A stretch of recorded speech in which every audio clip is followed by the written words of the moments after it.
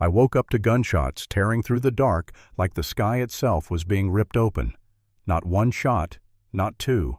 A rapid, merciless rhythm echoing across my land, my pens, my livelihood. Before my feet even hit the floor, I knew deep in my chest this wasn't thunder, wasn't fireworks, wasn't some distant hunter. This was coming from my ranch, and whatever was happening out there was already too late to stop. I've lived on this land my whole life. My name is Michael Carter, and this ranch in rural Texas isn't just where I work. It's where my father raised me, where his father broke his back, turning dirt into something that could feed a family, where memories are buried deeper than any fence post. Long before the HOA ever existed, this place was already alive. Cattle, horses, sheep, chickens, the sounds, the smells, the early mornings, the late nights. Ranch life isn't quiet, and it isn't pretty, but it's honest. Years ago, when developers started carving up land around us and building neat little homes with identical mailboxes, the HOA came with them. My father didn't want anything to do with it. He only agreed after weeks of meetings and one very specific promise. The HOA president at the time was a reasonable man. He knew my dad personally. He understood that this land wasn't a hobby, it was a working ranch. So special accommodations were written directly into the bylaws. Livestock allowed, equipment noise exempt, early mornings and late nights permitted. Those clauses were the only reason my father ever signed. For years it worked. The HOA stayed on their side of the fence. We stayed on ours. Peace existed. Then that president passed away. My dad took it hard. They weren't just HOA colleagues, they were friends. Not long after my father handed the ranch over to me, I took on the responsibility proudly. Business was good. My family was happy. The HOA barely bothered us anymore, and I figured that was how it would stay. That illusion shattered the day Karen Whitfield was elected HOA president. At first, nobody worried. Karen had been on the board for years. She smiled constantly, laughed too loud at bad jokes, brought cookies to meetings, acted like the friendliest person in the room. Everyone trusted her. Looking back, that smile was a costume. And the moment she won that vote, she took it off. The fines started almost immediately. Not big ones, petty ones. Dust on a fence line. Tractor noise outside, approved hours. Livestock smells. Livestock sounds. Livestock existing. Every notice came stamped with authority, dripping with condescension.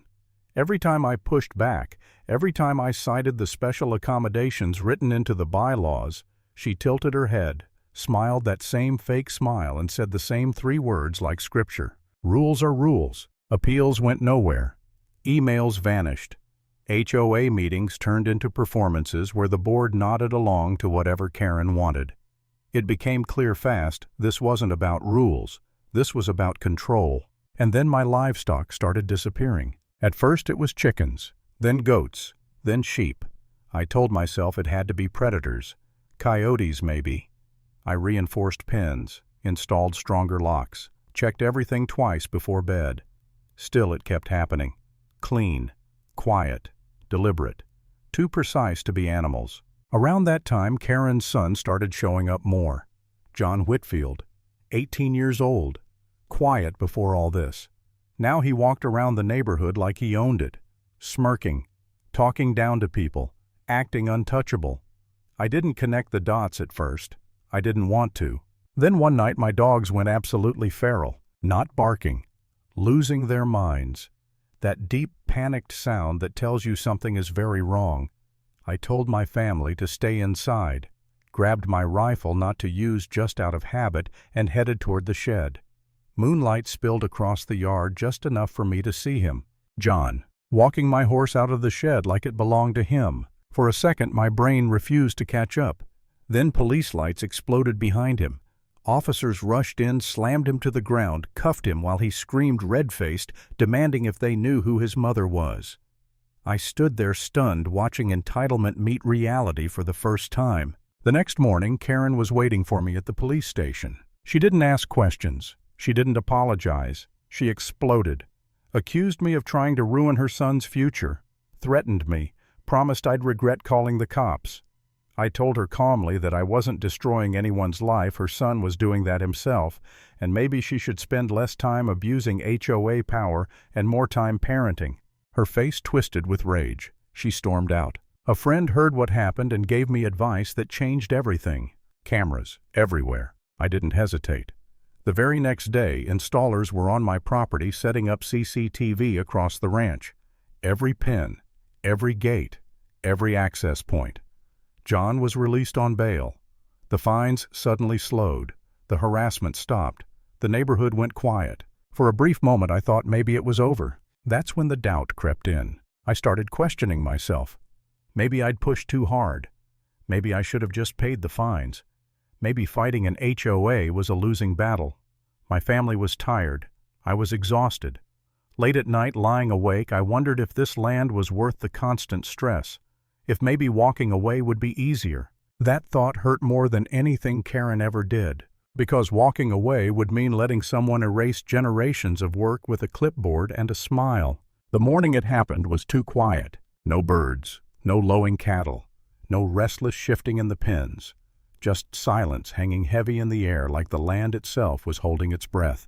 Then the first gunshot ripped through it, sharp, violent, followed by another and another. I ran. Barefoot, half-dressed, gravel biting into my feet as the smell hit me before the sight did. Gunpowder, iron, fear. Animals screaming, panicked, confused, then one by one the sounds dropped away, replaced by a hollow stillness that felt worse than the noise ever could.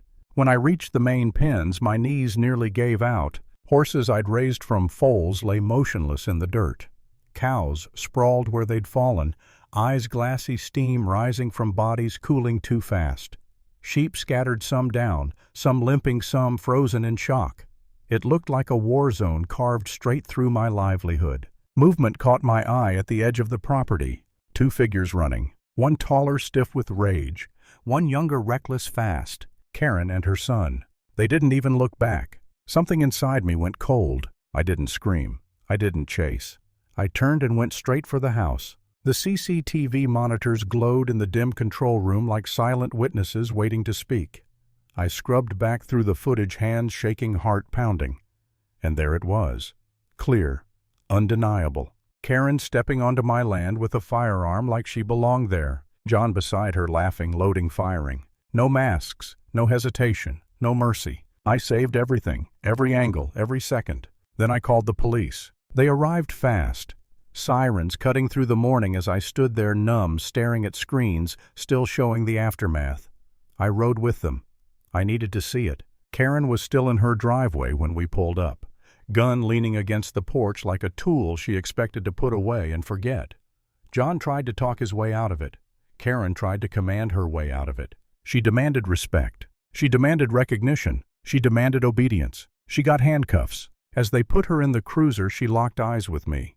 That HOA title meant nothing now. No board, no fines, no rules she could twist, just cold steel and consequences. At the station, something unexpected happened. People started showing up. Homeowners, families, elderly couples, young parents. One by one, then in groups. Everyone had a story. Fines that made no sense. Threats delivered with a smile.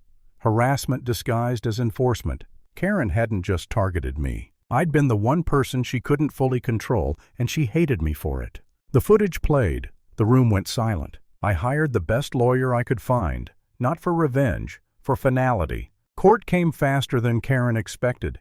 She walked in like she still ran the place. That confidence evaporated as the footage rolled. No narration needed, no exaggeration, just truth. The verdict didn't take long. 18 years for Karen, 15 for John. Full restitution ordered for every animal lost, every structure damaged, every legal fee incurred. When the gavel hit, it felt like air finally returned to my lungs. The HOA dissolved within weeks. New leadership came in humbled and quiet. The special accommodations were restored, this time written in stone instead of goodwill. I stood there as Karen was led away.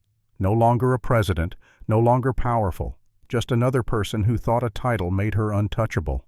And learned too late that it didn't. Power abused always leaves a trail. The only question is, who's brave enough to follow it to the truth?